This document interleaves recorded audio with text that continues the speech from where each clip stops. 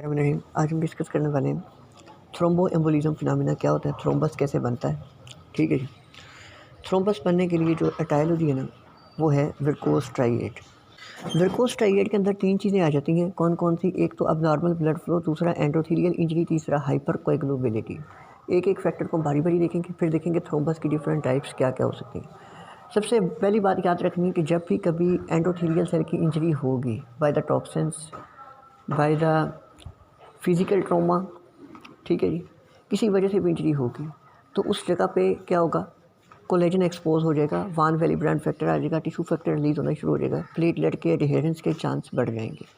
अब मेनली देखें, जिस जगह पे शीयर स्ट्रेस ज़्यादा होगा वहाँ पे इंजरी के चांस ज़्यादा होते हैं। जिस शीयर स्ट्रेस कहाँ पे ज़्यादा होता है? Mainly in the arteries and in the heart के अंदर ज़्यादातर होता है। तो मेनली अगर हमें थ्रोम्बस ज़्यादातर मिलते हैं आर्टरीज में और हार्ट में, और उन थ्रोम्बस में प्लेटलेट का नंबर नॉर्मल से ज़्यादा होता है। उसकी वजह क्योंकि शीयर स्ट्रेस ज़्यादा होता है, उनके जो एग्रीगेशन के चांसेस ज़्यादा होते हैं। अब मेन हम डिस्कस करते हैं एक एक फैक्टर को, ये कैसे जो है वो रोल प्ले करते हैं थ्रोम्बस बनने में। Number 1, endothelial injury. Endothelial dysfunction और एक्टिवेशन ऑफ द एंडोथेलियम एक ही बात है। इसको कैसे होती है? ये एंडोथेलियम नॉर्मली हेल्दी एंडोथेलियम से काम कर रही है। अब क्या हो गया? इन्फ्लेमेशन हो गई एकदम। इन्फ्लेमेटरी मीडिएटर्स ने आकर एंडोथेलियल सेल को तंग करना शुरू कर दिया, उस पर एक्ट करना शुरू कर दिया। नंबर 1 पे ये हुआ। इंजरी हो गई, कोई टॉक्सिन एब्जॉर्ब हो गया है या फिजिकली इंजरी हो गई है। अब इंजरी की वजह से क्या होगा? All these factors, in factors की वजह से जो जीन एक्सप्रेशन था ना नॉर्मली एंडोथेलियल सेल का, वो एंटी कोएगुलेंट्स प्रोड्यूस कर रहा था। मतलब वो कोएगुलेशन को प्रोड्यूस करने वाले फैक्टर नहीं प्रोड्यूस कर रहा था। लेकिन ये जो सारे फैक्टर है ना, ये शिफ्ट कर देते हैं इस बैलेंस को, इस इक्विलिब्रियम को toward the prothrombotic type side. तो shift of the gene expression toward the prothrombotic side, this is known as the endothelial cell activation, या इसको एंडोथेलियल सेल डिसफंक्शन भी कहते हैं। अब होगा क्या? एंडोथेलियल सेल क्या करेगा कि एक इंपॉर्टेंट मॉड्यूलेटर होता है थ्रोम्बन का, जिसने क्या करना होता है कि थ्रोम्बन अगर ज़्यादा एक्टिवेट हो जाए तो उसको इनहिबिट करना होता है, थ्रोमोडुलिन।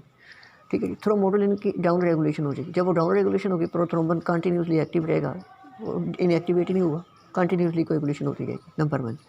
दूसरी वजह, प्रोटीन सी मैंने बताया था, एंटी कोएगुलेंट प्रोटीन होती है बॉडी की, उसकी सिंथेसिस कम कर देता है एंडोथेलियल सेल। और तीसरी बात, प्रोथ्रोम्बन जब वर्क करती है ना, प्रोथ्रोम्बन बना देती है क्लॉट। तो क्लॉट में होता है फेब्रिन थ्रेड, ठीक है, जुड़ी होती है। तो मेन चीज़ क्या होती है कि सेल में पड़ी होती है प्लाज्मिनोजेन। टिश्यू प्लाज्मिनोजेन क्या एक्टिवेटर आता है, वो आके क्या करता है, प्लाज्मिनोजेन को प्लाज्मिन में बदलता है। प्लाज्मिन एक एंजाइम होता है जो कि जो क्लॉट के अंदर फेब्रिन थ्रेड पड़े हैं और फाइब्रिनोजेन, इन दोनों की ब्रेक डाउन कराता है ताकि क्लॉट टूट सके। लेकिन एंडोथेलियल इंजरी जब होती है ना, एंडोथेलियल एक्टिवेशन के बाद ये कुछ ऐसे सब्सटेंस प्रोड्यूस करते हैं, ऐसे जीन्स एक्टिवेट होते हैं जो टिश्यू प्लाज्मिनोजेन एक्टिवेटर इनहिबिटर्स बनाते हैं। ये टिश्यू प्लाज्मिनोजेन एक्टिवेटर होता है जो जाके प्लाज्मिनोजेन को एक्टिवेट करके प्लाज्मिन बना रहा था, उसको जाके इनहिबिट कर देंगे, जिसकी वजह से क्या हो जाएगा, क्लॉट के टूटने के चांस भी कम हो जाएंगे। तो अल्टीमेटली ऑल दीज फैक्टर जो है ना, they will lead to the thrombus. पहला फैक्टर हमने डिस्कस कर लिया, एंडोथेलियल इंजरी। दूसरी वजह जो होती है इसकी, अब नॉर्मल ब्लड फ्लो। अब नॉर्मली जब नॉर्मल ब्लड फ्लो होता है ना, तो क्या होता है कि फ्लो तेज़ी तेज़ी से हो रहा होता है। अगर कोई प्रोकोएगुलेंट बन भी गया तो वो रिमूव हो रहा है, नंबर 1 पे। ठीक है जी। कोएगुलेशन फैक्टर पहले का कोई एक्टिव पड़ा तो वो जल्दी जल्दी वहाँ से गुजर जाता है, रुकता ही नहीं, रुके तो काम ख़राब हो, नंबर 1। नंबर दूसरा ये होता है कि प्लेटलेट का और एंडोथेलियल सेल के दरमियान जो कॉन्टैक्ट टाइम में बहुत कम होता ही नहीं है। ठीक है जी, ये होता है। तीसरी वजह जो है वो ये होती है कि प्लेटलेट जो होते हैं ना, नॉर्मल ब्लड फ्लो स्ट्रीमलाइन होता है, इसकी वजह से प्लेटलेट सेंटर में होते हैं। तो प्लेटलेट डायरेक्टली एंडोथेलियल सेल के कॉन्टैक्ट में नहीं होते, बल्कि दरमियान में प्लाज्मा की लेयर होती है। ठीक है जी। 3 वजह होती है नॉर्मल ब्लड फ्लो में। क्या? एक तो जो अगर प्रोकोएगुलेंट्स बने भी हैं या पहले का कोई एक्टिवेटेड फैक्टर पड़ा, वो रिमूव हो जाएगा जल्दी जल्दी। दूसरा ये होगा कि प्लेटलेट और एंडोथेलियम का कॉन्टैक्ट टाइम कम होगा। तीसरा ये होगा कि स्ट्रीमलाइन फ्लो की वजह से प्लेटलेट सेंटर में होंगे, बाहर प्लाज्मा होगा एंडोथेलियम के साथ साथ, चांस कम है कॉन्टैक्ट होने का। जैसे ही फ्लो अब नॉर्मल हुआ है, स्टेसिस हो गई किसी जगह पे, तो साथ ही क्या होगा, एक तो वो टाइम जिस जो एंडोथेलियम और जो प्लेटलेट है उनको जुड़ने का टाइम ज़्यादा मिलेगा, ज़्यादा कॉन्टैक्ट टाइम उनका बढ़ेगा, नंबर 1। नंबर 2, ये जो स्ट्रीमलाइन फ्लो डिस्टर्ब होगा तो प्लेटलेट जो होगा सेंटर से पेरिफेरी की तरफ पुश हो जाते हैं, जिसकी वजह से उनकी एंडोथेलियम के साथ अटैचमेंट के चांस बढ़ जाते हैं। दूसरी वजह ये होती है। तीसरी वजह, एक्टिवेटेड प्लेटलेट फैक्टर जो कोएगुलेशन फैक्टर थे नॉर्मली तो वो वाश आउट हो जाते थे, वो वाश नहीं होंगे। तो इन 3 वजह से जो होती है अब नॉर्मल स्टेसिस जो होती है या अब नॉर्मल ब्लड फ्लो जो होता है स्टीम लाइन से जब टर्बुलेंस की तरफ शिफ्ट होता है तो कोएगुलेशन होती है।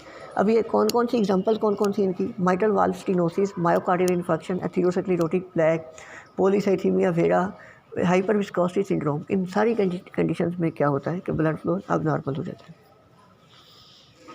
अच्छा जी, अब तीसरी विर्को ट्राइएड की जो बात थी वो थी हाइपर कोएगुलेबिलिटी। अब हमने ये देखना है कोई ऐसी कंडीशन हो गई जिसमें ब्लड जो है ना इसकी कोएगुलेशन के चांसेस बढ़ जाते हैं, ऐसी कंडीशन है। इसमें कंडीशन हो क्या सकती हैं, हो ये सकती हैं कि कोएगुलेशन करवाने के लिए जो फैक्टर्स इन्वॉल्व हैं उनका कोई उनकी डिस्टर्बेंस होगी, उनकी ओवर एक्टिवेशन हो जाएगी। ऐसी वजह से क्या होगा, कोएगुलेशन के चांसेस बढ़ जाएंगे। अब देखते हैं इसकी दो तरह की काजेज हो सकती हैं हाइपर कोएगुलेबिलिटी की। एक होती हैं कंजेनिटल काजेज, दूसरी होती हैं एक्वायर्ड काजेज। पहले कंजेनिटल या प्राइमरी काजेज को देखते हैं। प्राइमरी काजेज में 2 से 3 चीज़ें हमें पता है कि फैक्टर 5 जो होता है ना, जब ये बनता है, ये काम कर रहा होता है, ये कोएगुलेशन में इन्वॉल्व होता है, इसको कुछ प्रोटीन सी होती है हमारे पास, एंटी कोएगुलेंट प्रोटीन, ये डिस्ट्रॉय कर देती है। लेकिन क्या होता है कि कभी कभी जो है म्यूटेशन हो जाती है सिंगल अमाइनो एसिड की, किसके अंदर, सिंगल अमाइनो एसिड की रिप्लेसमेंट हो जाती है in factor 5, this is called Leiden mutation. इसकी वजह से क्या होता है कि ये रेजिस्टेंट हो जाता है, प्रोटीन सी इसको डिग्रेड नहीं कर सकती, इसकी वजह से कोएगुलेबिलिटी के चांसेस बढ़ जाते हैं, नंबर 1। नंबर 2, प्रोथ्रोम्बन, उसके जीन की ओवर एक्टिवेशन हो जाती है, प्रोथ्रोम्बन नॉर्मल से ज़्यादा बनता है, जिसकी वजह से कोएगुलेशन के चांसेस बढ़ जाते हैं। नंबर 3, नॉर्मली एक एंजाइम होता है हमारे पास मेथियोनिन होमोसिस्टीन मेटाबॉलिज्म जब डिस्कस कर रहे होते हैं ना, तो उसमें एक एंजाइम होता है सिस्टाथायोनिन बीटा सिंथेज। ये क्या करता है, होमोसिस्टीन वगैरह को अदर अमाइनो एसिड के साथ मिला के सिस्टाथायोनिन बनाता है। अगर इस एंजाइम की वजह म्यूटेशन तो पीछे पड़ी होमोसिस्टीन का लेवल बढ़ जाएगा। होमोसिस्टीन का लेवल बढ़ने का नुकसान ये है कि इसके मेटाबोलाइट अदर प्रोटीन्स के साथ बहुत हाई एफिनिटी रखते हैं बाइंड करने की, इंक्लूडिंग फाइब्रिनोजन, जिसकी वजह से ये क्या काज कर सकते हैं, एंडोथेलियल सेल इंजरी काज करके हाइपर कोएगुलेशन काज कर सकते हैं। और इसके बाद जो है ओरिजिन प्रोटीन एस और प्रोटीन सी ये डिफेक्टिव हो गई हैं, काम नहीं करी, इनकी म्यूटेशन हो गई। अब ये म्यूटेशंस होमोजाइगस को ज़्यादा अफेक्ट करती हैं, हेटेरोजाइगस को ज़रा कम करती हैं। लेकिन अगर हेटेरोजाइगस पर्सन, इसका मतलब ये नहीं कि उनको कभी होगा नहीं, उनके लिए रिस्क बढ़ जाता है कोएगुलेशन का। अगर कभी ऐसी कंडीशन जैसे प्रेगनेंसी है या कभी लॉन्ग बेड रेस्ट उनको करना पड़ता है ना, तो उनमें दूसरों के निस्बत ज़्यादा रिस्क होगा कोएगुलेशन का। अच्छा जी, अब इसके बाद हम डिस्कस कर लेते हैं कि हाइपर कोएगुलेबिलिटी की एक्वायर्ड काजेज कौन सी हो सकती है। मतलब ये कि जेनेटिकली कोई डिफेक्ट नहीं है, पर्सन ठीक था, लेकिन उसकी लाइफ में किसी टाइम पे कोई ऐसा इवेंट हो गया, कोई डिजीज़ हुई जिसकी वजह से हाइपर कोएगुलेबिलिटी हो गई है, वो क्या वजूहत हो सकती है। सबसे पहले कार्डिक प्रॉब्लम, हार्ट अटैक हुआ है, उसके बाद जो होता है ना ब्लड फ्लो जो होता है स्लगिश हो जाता है, सर्कुलेशन उसकी स्लगिश हो जाती है, जिसकी वजह से शेयर स्ट्रेस बढ़ता है और उसकी वजह से कोएगुलेशन के चांसेस बढ़ जाते हैं। इसके अलावा कोई कार्सिनोमा, जैसे एडिनो कार्सिनोमा है, वो कार्सिनोमा प्रोकोगुलेंट प्रोड्यूस करने शुरू करते हैं, जैसे कि म्यूसिन प्रोड्यूस होना शुरू हो जाता है वो, या खासतौर पर फीमेल जो होती है ना, जो कॉन्ट्रासेप्टिव ले रही होती है, उसमें ज़्यादातर होता है एस्ट्रोजन। एस्ट्रोजन जाके क्या करता है, लिवर पे एक्ट करता है और प्रोकोगुलेंट सिंथेसाइज करता है, एंटीथ्रोम्बन 3 का लेवल कम कराता है, जिसकी वजह से फर्दर हाइपर कोएगुलेबिलिटी हो सकती है। इसके अलावा कुछ अदर डिजीज़ हैं, 2 डिजीज़ को उसने जिक्र किया है। एक है हेपरिन इंड्यूस्ड थ्रोम्बोसाइटोपेनिया। अब हेपरिन जब हम देते हैं एंटी कोएगुलेंट है, लेकिन होता क्या है, कभी कभी हेपरिन जब जाती है ना, हेपरिन जाके एक प्रोटीन होती है प्लेटलेट की सरफेस पे, उसके साथ जाके बाइंड कर जाती है, ठीक है जी। कभी कभी अगर ओवरडोज में हेपरिन दिया जाए तो उसके साथ जब ये बाइंड करती है तो ये पूरे कॉम्प्लेक्स के खिलाफ बन जाती है एंटीबॉडी। वो एंटीबॉडीज़ जाके क्या काज कर देती है, एंडोथेलियल डैमेज काज करती है, प्लेटलेट फर्दर एग्रीगेशन काज कराती है। प्लेटलेट एग्रीगेट होते जाएंगे, ज़्यादा से ज़्यादा प्लेटलेट जो सर्कुलेशन में पड़े थे वो सारे एग्रीगेशन की तरफ चले जाएंगे, तो पीछे प्लेटलेट का लेवल कम हो जाएगा, थ्रोम्बोसाइटोपेनिया हो गया। और इवन बंदा एंटी जो होता है ना कोएगुलेंट्स पर है, हेपरिन पे है, लेकिन फिर भी क्या हो जाएगा, थ्रोम्बस बनने के चांस हो जाते हैं ज़्यादा। तो ये हेपरिन इंड्यूस्ड थ्रोम्बोसाइटोपेनिया था। फिर एंटी फास्फोलिपिड एंटीबॉडी सिंड्रोम, इसमें क्या होता है कि मिसनोमर है, असल में फास्फोलिपिड के खिलाफ एंटीबॉडी नहीं बनती, बल्कि क्या होता है कि बीटा 2 ग्लाइकोप्रोटीन 1 और एंडोथेलियल सरफेस की सेल जो होते हैं उनकी सरफेस पे कुछ प्रोटीन होती हैं, उनके खिलाफ बनती है एंटीबॉडी जाके उनके साथ जब बाइंड करती है तो उसकी वजह से क्या हो जाता है, प्लेटलेट एग्रीगेशन हो जाती है। ये स्टिमुलेट करती है बाइंडिंग एंटीबॉडीज़ की प्लेटलेट्स को, प्लेटलेट आके एग्रीगेट हो जाते हैं। और क्या होता है, ये प्लेटलेट्स की सरफेस पे ट्रोफोप्लास्ट जो फीटल के सेल्स होते हैं उनकी सरफेस पे ये एंटीबॉडीज़ बाइंड करती है और उनका डैमेज करना स्टार्ट कर देती है। जिसकी कॉम्प्लिकेशंस क्या हो सकती है, बार बार रिपीटेड मिसकैरेजेस हो सकते हैं, हार्ट वाल्व का प्रॉब्लम आ सकता है, उसके अलावा रीनल प्रॉब्लम आ सकते हैं। इसके अलावा जो है बहुत सारी अदर कॉम्प्लिकेशन है, वो भी बता रहा हूँ। उसके अलावा पल्मोनरी हाइपरटेंशन हो सकती है। ट्रीटमेंट इसकी क्या है कि हाइपर कोएगुलेशन है तो एंटीकोएगुलेंट देंगे, और क्योंकि एंटीबॉडीज़ बनी तो इम्यूनो सप्रेशन इसमें कर देते हैं। तो ये मेन जो काजेज़ हमने देखी हाइपर कोएगुलेबिलिटी की, विरको ट्राइएज हमारा हो गया कंप्लीट। अब हम देखते हैं कि जो थ्रोम्बस एक जगह पे बन गया है, इसके फेट क्या-क्या हो सकते हैं। पहली बात ये है कि थ्रोम्बस जब भी बनता है ना, तो हम इसको तोड़ने के लिए फिब्रिनोलिटिक्स देते हैं। जितनी जल्दी हो सके ये देनी चाहिए। क्यों? क्योंकि अगर टाइम गुजरता जाए ना, तो फाइब्रिन डिपॉज़िट ज़्यादा होता जाता है। जो थ्रोम्बस है ना, ये जो फाइब्रिनोलिटिक टिश्यू प्लाज्मिन एक्टिविटी से रजिस्टर्ड हो जाता है। ठीक है। अब हम इसके फेट देखते हैं कि बन गया एक जगह पे, तो उसके साथ क्या हो सकता है। एक तो ये कि छोटा सा थ्रोम्बस बना, वक्त गुजरने के साथ साथ और फाइब्रिन कोलेजन वगैरह डिपॉजिट होती जा रही है। ठीक है कि प्लेटलेट और आती जा रही है, जिसकी वजह से इसका साइज बड़ा होकर फर्दर ल्यूमन की ब्लॉकिंग नॉर्मल से ज़्यादा कर देगा, पहले की निस्बत ज़्यादा। तो ये प्रोपगेशन है पहला फेट। दूसरा फेट ये हो सकता है कि ये यहाँ से पूरा थ्रोम्बस या इसका थोड़ा सा पार्ट निकलता है, किसी और जगह पर जाकर सेटल कर रहे हैं, दिस इज कॉल्ड एम्बोलिज्म। पहले प्रोपगेशन, फिर दूसरा एम्बोलिज्म, तीसरा ये खुद ब खुद डिसोलेट हो जाए, यानी कि टूटना शुरू हो जाए छोटे छोटे फ्रैगमेंट में और ऐसा ख़त्म हो जाए। और चौथा और पांचवा इम्पोर्टेंट जो है वो ये है कि इसके अंदर से ना दरमियान में इसके क्रैक आने शुरू हो जाए, वेजल्स ग्रो होनी शुरू हो जाए, ल्यूमन दोबारा खुलना शुरू हो जाए। ठीक है जी, इसमें वेजल्स की ग्रोथ स्टार्ट हो जाए। तो ये क्या बन जाता है, एक connective blood highly nutritious connective tissue mass बन जाता है, जो कि जिस वेसल में बना था उसकी वाल में डिपॉजिट हो जाता है। ठीक है जी।